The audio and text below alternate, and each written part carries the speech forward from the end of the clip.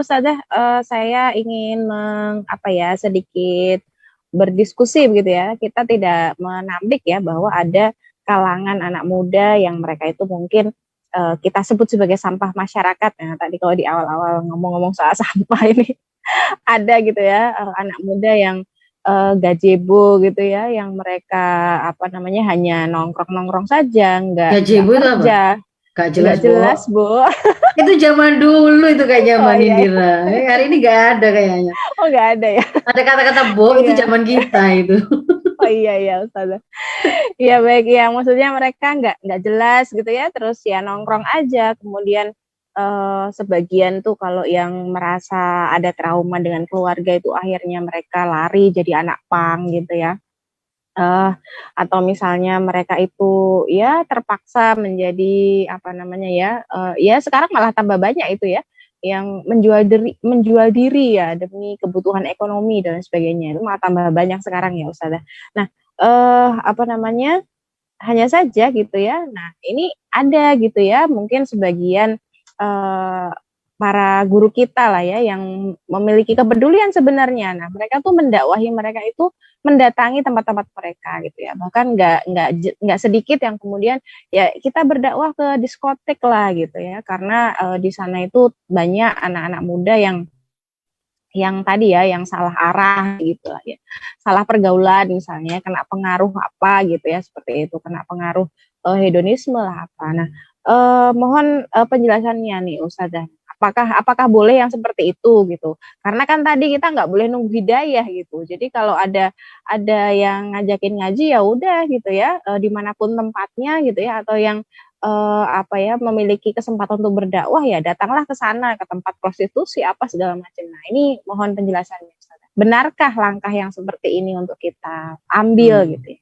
Yang pertama bahwa dakwah itu memang haknya siapapun mendapatkan dakwah, mendapatkan seruan kebaikan itu haknya siapapun Mbak Nindira. Nggak dibatasi hanya orang-orang yang ada di masjid. Enggak, siapapun itu. Apalagi kalau kemudian kaum muslimin ya, ad-din itu kan an-nasihah ya. Agama itu juga nasihat-nasihat untuk siapa? Untuk kaum muslimin dan juga untuk pemimpin-pemimpinnya kaum muslimin. Jadi artinya kalau kemudian apakah kemudian perlu atau boleh kita itu melakukan dakwah di lingkungan-lingkungan yang itu kemudian di sana itu mungkin pusat-pusatnya kemaksiatan, misalkan begitu ya. Bahwa mereka orang-orang yang melakukan kemaksiatan sekalipun itu punya hak untuk mendapatkan dakwah, seruan kebaikan. Iya, mereka punya hak itu. Dan mereka juga pada saat yang sama dia juga punya kewajiban mencari seruan kebaikan itu, mencari nasihat tentang kebenaran itu. Jadi di satu sisi memang dia juga punya tanggung jawab atau kewajiban untuk bergerak menjemput hidayah. Kita yang kemudian menjadi orang yang sudah mendapatkan hidayah terlebih dahulu, mendapatkan hidayah tertunjuk itu adalah kita tertunjuki pada Islam, yaitu beriman dan mengamalkan tuntunannya. Nah, ketika kemudian kita menjadi orang yang sudah tertunjuki oleh hidayah Allah tadi, kita kemudian ada kewajiban untuk menyampaikan ya kan? Menyampaikan kepada siapapun. Ketika kemudian kita sudah melaksanakan, kita memahaminya, kita melaksanakannya, kita juga menyampaikannya. Nah, sekarang persoalannya apakah merupakan langkah yang bagus kalau kemudian saya itu berdakwah di tengah-tengah tempat maksiat?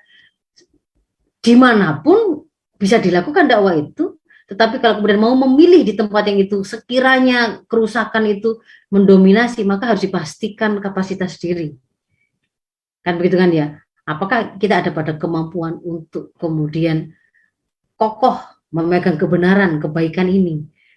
Lah maunya tadi mendakwai, ternyata pada perjalanannya malah dia justru yang eh, terkena terkena arus dan jeratan diseret oleh orang-orang yang rusak tadi kemudian malah melakukan kesalahan. Nah, itu harus jadi dimanapun kita berada meskipun itu di tempat-tempat maksiat sebenarnya pada saat itu kan kita juga wajib terikat kepada hukum-hukum syara yang lain. Misalkan apakah kalau kemudian melihat aurat itu haram kalau ada hanya di masjid, kalau di tempat maksiat enggak, kan sama sebenarnya gitu kan ya. Jadi kalau kemudian kita memilih untuk dakwah misalkan di pusatnya prostitusi, berarti kan pasti akan ketemu dengan aurat yang itu keleleran, terhitungnya itu kemaksiatan. Meskipun niatnya baik tadi itu. Saya kan niat dakwah di sini, tetapi sepanjang mata melihat sana kemudian kelihatan aurat ya terhitung itu sebagai sebuah kemaksiatan. Dan apakah kemudian itu bisa kemudian berpengaruh kepada akhirnya memusiri atau merangsang Ghoriza naunya kemudian bergejolak minta pemenuhan, apakah kemudian dia bisa mengendalikannya, itu juga persoalan yang lain lagi kan begitu. Jadi di situ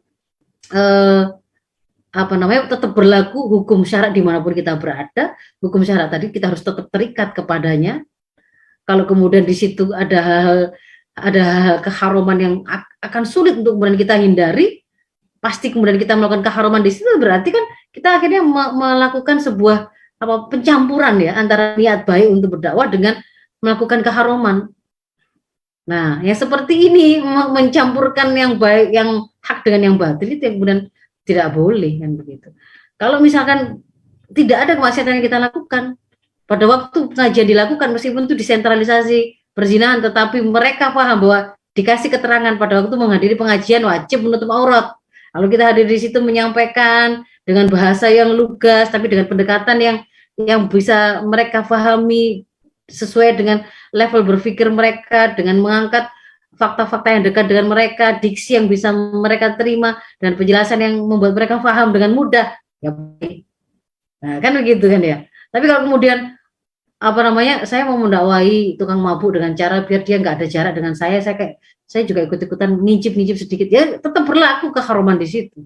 Ngincipnya tadi loh, bahwa dia kemudian di dalam perbincangan ya jani bro, ini yang namanya Homer gini nih meskipun sedikit ya haram, meskipun ngomongnya begitu, tetapi kemudian di situ ada aktivitas meminum Homernya sedikit tadi tetap keharuman begitu. Ya, begitu mungkin Mbak Nindira.